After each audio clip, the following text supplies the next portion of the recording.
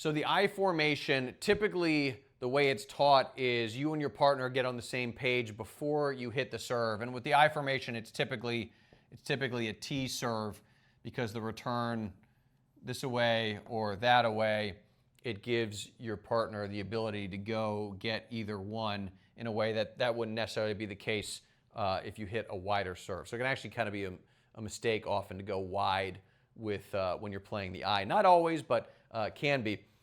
So conventional wisdom, you guys are on the same page about which way, like for example, you guys communicate, okay, you're going to go to the left, I'm going to go to the right here. And that's how the I is typically played, whether you stay back or if you come in. Now, the new way to play I formation, and you see this on the Pro Tour. This is something Craig O'Shaughnessy, if you guys are familiar with our stuff with him, he's top analytics guy. But you both freelance. So what that means is there's no communication ahead of time other than we're going to play the I formation. So let's say you're serving, you go T, and then this guy pops up, he stays there, and he's going to just read the return, and based on which way it goes, he's going to try and get it. So, if it goes line, he's going to go there, and if it goes cross court, he's going to go there. And you're like, well, Will, what if he doesn't get it? Like, what if it's a good return?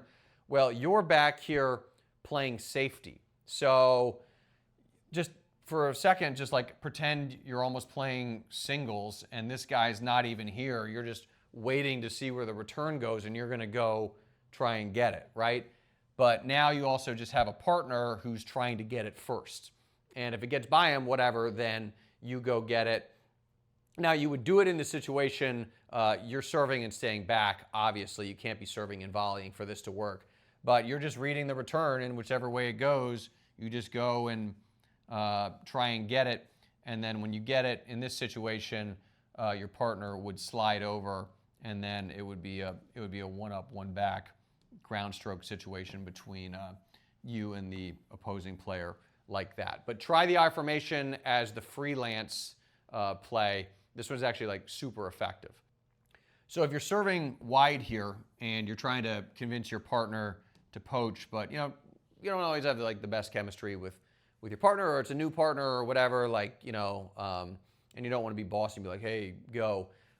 You do have some ability to when you're serving to kind of call the shots, but I would just say something like, hey, I want to try. Don't even make it about the partner. Just be like, hey, I want to try this on this serve. I'm going to serve wide, you poach, and I'm going to cover behind you, and just say it like that and see what happens. And sometimes, especially if you're playing with a partner who's like not super confident in the net, the return's going to come right at them and they're going to miss the volley. And in that case, you're just like, dude, that was a great move.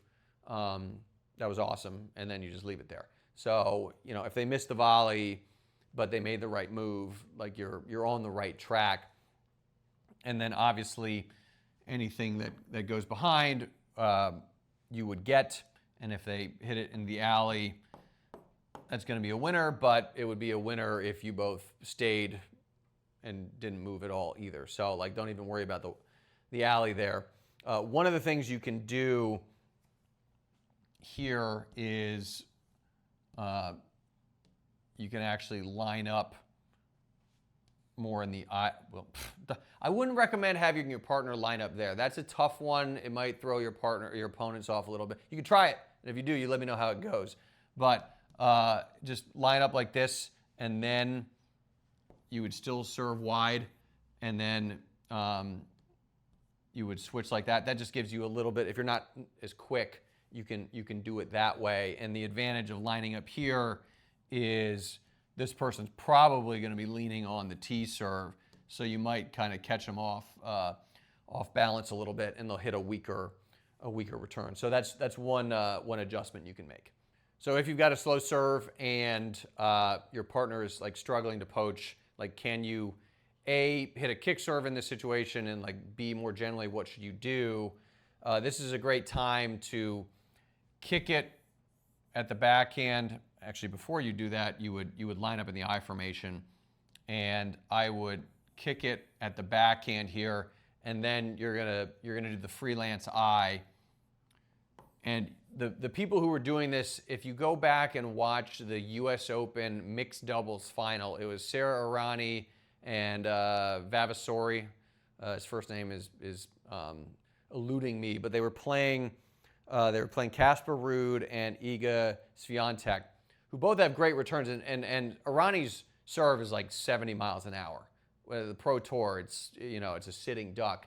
And what they were doing was Vavasori was like literally right on top of the net. And so Errani would hit the serve. He'd be crouched down. Vavasori would be crouched down, then pop up, and then just try to make a move and pick it off. And then she would play defense and try and track stuff down. Now, earlier I said typically you don't want to serve wide in a situation like this. What they would do, what they did a couple times, because like the problem with this is these guys and gals are so good that if you go tee here, they could put it there or there, and Vavasori is not going to be able to get it, and Errani is not going to be able to get it either.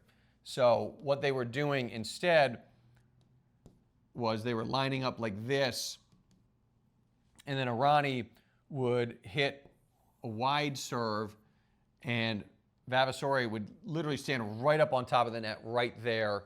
And what he's doing is taking away anything but like an unbelievable wide passing shot. And then Errani would come over here, and anything down the line she would cover, except for the stuff that was over here. That's obviously a winner. And then sometimes Vavasori would he might fake and then try and pick off the down the line, because obviously you don't want them to know where you're going every single time. But that actually can be pretty effective. Basically, with the weaker serve, you have to have guts to do this, is the net player needs to get right on the net and then just try and get a racket on like a ripped return, reflex volley. It could be a shank, whatever. But it's got to be right there where you can just hit down off of a blasted return, and then the baseline partner is playing safety and just trying to get anything that gets by the net player. So one of the big mistakes players make when they are serving and volleying is they hit that serve, they're coming to the net, your opponent hits a return, and then you volley this thing back deep. And the reason that can be a mistake is because they can do a lot with this ball. They can, if it's a waist-high ball, they can step in and they can rip it.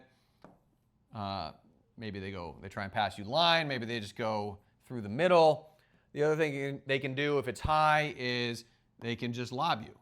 So this deep volley, if you stick it, cool, that's a good volley. But if you don't, they have all sorts of options. So it's tough for you and your partner to anticipate what is coming next. So the alternative here, the other volley you could hit, is something Martina Navratilova taught me, and it's called the Newt volley, N-E-W-T. It's got a weird name, N-E-W-T, like the lizard. So you hit that serve, you're coming to net, and the returner hits their return, and instead of volleying it deep, what you are going to do is you are going to volley it short and low. So you're going to volley it like this, and you want it to bounce somewhere there. You don't want a ton on it. You're trying to absorb the pace and get it to bounce somewhere there, so that the returner, who's probably expecting like a deep return, so they're going to be hanging back, they have to come in to get this ball. And so you're going to give them a low ball, and from this position, they got to hit up on that. And where are they going to hit this thing once you and your partner have established the force field at the net? If they hit it here or they hit it there, either one of these shots, the ball is rising, so you and your partner are going to be able to hit down on the next volley. And from this position, it's really difficult to hit a decent lob. So if they try and lob you, chances are you're going to have no problem handling that thing. So the Newt volley, pulling your opponent forward versus trying to push them back by sticking a volley, sticking it deep. Pulling them forward, incredibly effective. Like absolutely something you should try in your next doubles match. Let's just say in this case you're serving and your partner you're planning a poach, and it's like who is covering what. And sometimes you might be in a situation where your partner here, like I'm poaching, so now I'm responsible for the deuce court, and whether or not you come to net, now you're responsible for the ad court. Like, is that conceptually kind of the right way to think about it? I think the better way to think about poaching and just doubles in general, and this is a concept I learned from Craig O'Shaughnessy, who is, arguably the top analytics guy in tennis, is what he calls the center window. And it's basically just like 3 feet above the net.